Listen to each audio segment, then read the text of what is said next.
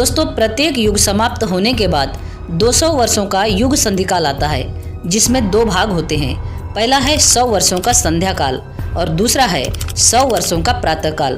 वर्तमान में कलयुग के 5124 वर्ष पूरे हो चुके हैं, यानी आज इन 200 वर्षों में से 100 वर्ष बीत चुके हैं, यानी कि अब हम युग परिवर्तन के आखिरी सीढ़ी पर खड़े हैं। दोस्तों, इसी गणना के आधार पर कलयुग के 5 महान संत पंच सखाओं ने अपने 1 लाख से भी अधिक ताड़ के पत्तों पर लिखित भविष्य मलिका में कहा था कि 24 अंक युग परिवर्तन का सबसे महत्वपूर्ण अंक होगा, क्योंकि इसी अंक में ग्रह नक्षत्र ऐसी चाल चलेंगे कि उनके प्रभाव से संपूर्ण पृथ्वी की दिशा बदल जाएगी। यह 24 अंक को साधारण अंक नहीं है, बल्कि यह संसार के पहले कल्कि धाम के छठिया धाम का अंक है, जिसका आरंभ 1999 में हुआ था। जब हम इस अंक को आसानी से समझने के लिए ग्रेगोरियन कैलेंडर के साथ तुलना करते हैं, तो ये कालखंड अप्रैल 2024 से आरंभ होकर अप्रैल 2025 के महीने में समाप्त होता है, मतलब युग परिवर्तन होगा। दोस्तों, क्या है युग परिवर्तन और इसकी शुरुआत कैसे होगी? कैसे होता है शास्त्रों के अनुसार युग परिवर्तन? युग कैसे बदलते हैं? आखिर क्यों होता है परिवर्तन? क्या यह युग परिवर्तन का समय है? युग परिवर्तन किस प्रकार होगा? युग हमेशा क्यों बदलते रहते हैं?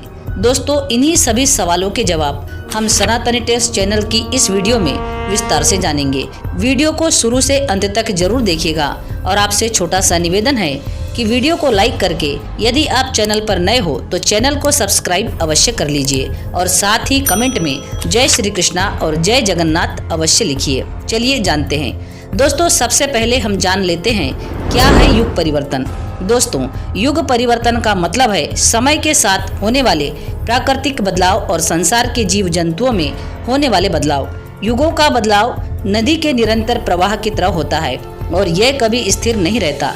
ऋतुओं के बदलाव की तरह ही युगों में भी बदलाव होते रहता है।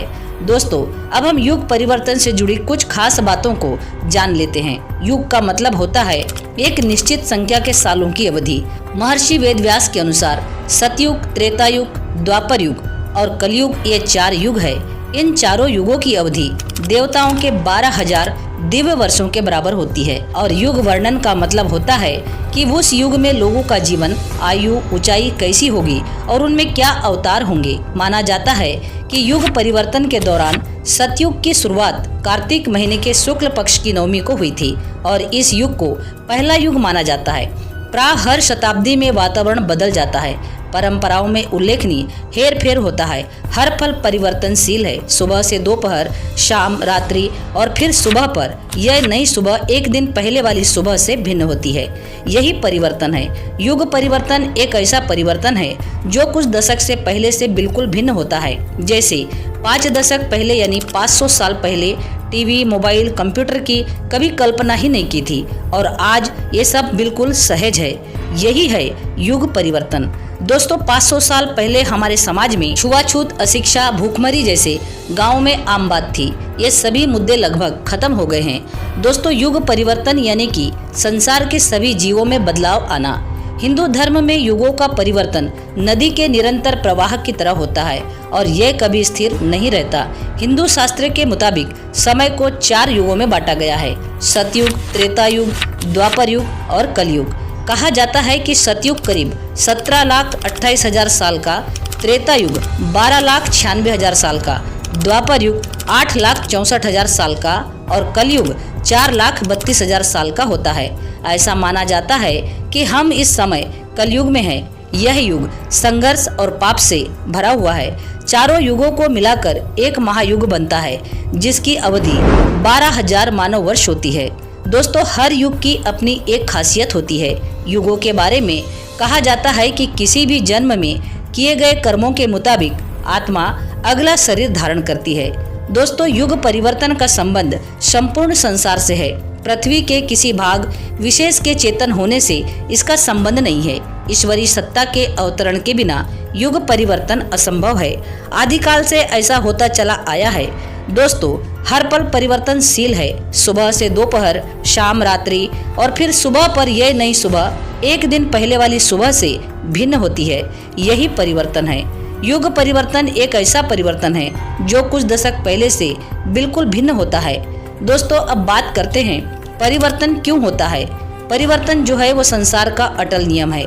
यह एक ऐसा सत्य है जिसे नकारा नहीं जा सकता। जो कुछ भी इस दुनिया में आया है उसे समय के साथ बदलना और अंततः समाप्त होना तय है। अगर हम इस बदलाव को स्वीकार नहीं करते तो हम समय की गति से पीछे रह जाएंगे। एक समय था जब लोगों के पास बैलगाड़ी थी, फिर तकनीक ने तरक्की की और मोटरसाइकिल का आविष्कार हुआ। इसके बाद कार और फिर हवाई जहाज। इनने हमारी यात्राओं को और भी सहज और तेज बना दिया। यह सभी परिवर्तन इस बात का प्रतीक है कि इंसान और समाज लगातार प्रगति की ओर अग्रसर है। दोस्तों, अगर हम इन परिवर्तनों के साथ तालमेल नहीं बिठाते तो हम पीछे छूट सकते हैं। यह आवश्यक है कि हम परिवर्तन को न केवल स्वीकार करें बल्कि उसे अपनाएं भी, क्योंकि वही हमें समय के साथ आगे बढ़ने में मदद करता है। जीवन का यही सार है। दोस्तों, क्या युग परिवर्तन की शुरुआत हो चुकी है और क्या कलयुग का अंत होने वाला है? दोस्तों, इसका उत्तर जानने से पहले वीडियो को लाइक जरूर कर लीजिए, साथ ही चैनल को सब्सक्राइब अवश्य कर लीजिए। कलयुग का अंतिम समय चल रहा है। ये संधिकाल है और संधिकाल पूरे 200 साल का होता है। संधिकाल के 192 वर्ष पूरे हो गए, बाकी रहे 8 वर्ष। इन वर्षों में ही संपूर्ण विश्व में युग परिवर्तन की शुरुआत होगी। सत्य को हराने के लिए असत्य एक बार फिर अपनी संपूर्ण शक्ति से सत्य से टकराएगा और सत्य की जीत होगी। तभी कलयुग का अंत हो जाएगा। दोस्तों, वैसे तो युग परिवर्तन 2023 से ही शुरू हो चुका है। प्रकृति का चलता चक्र कभी रुकता नहीं है। उसमें लगातार परिवर्तन होते रहता है। जैसे 24 घंटे में प्रकाश एक सा नहीं रहता, कभी अंधेरा तो कभी उजाला घटते बढ़ते रहता है। उसी तरह से युग परिवर्तन भी प्राकृतिक है और यह हमेशा समय चक्र के साथ होता ही रहता है।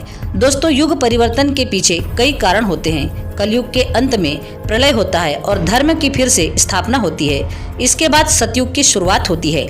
कलयुग के बारे में कुछ लोगों का मानना है कि महाभारत युद्ध से कलयुग की शुरुआत हुई थी और कुछ लोगों के अनुसार भगवान श्री कृष्ण के देह त्याग के बाद कलयुग का आगमन हुआ था और यह सब द्वापर युग की बात है, क्योंकि भगवान श्री कृष्ण द्वापर युग में साक्षात मौजूद थे और महाभारत भी भगवान श्री कृष्ण के काल में ही हुआ। इसी दौरान जब द्वापर युग समाप्त हो रहा था और कलयुग की शुरुआत हो रही थी, उसी बीच के समय को, उसी समय के परिवर्तन को युग परिवर्तन कहा जाता है। दोस्तों, वीडियो कैसी लगी कमेंट में जरूर बताना। साथ ही कमेंट में जय श्री कृष्णा और जय जगन्नाथ अवश्य लिखना। वीडियो पसंद आई हो तो वीडियो को लाइक, शेयर और सब्सक्राइब अवश्य करना। पूरा वीडियो देखने के लिए आपका बहुत बहुत धन्यवाद।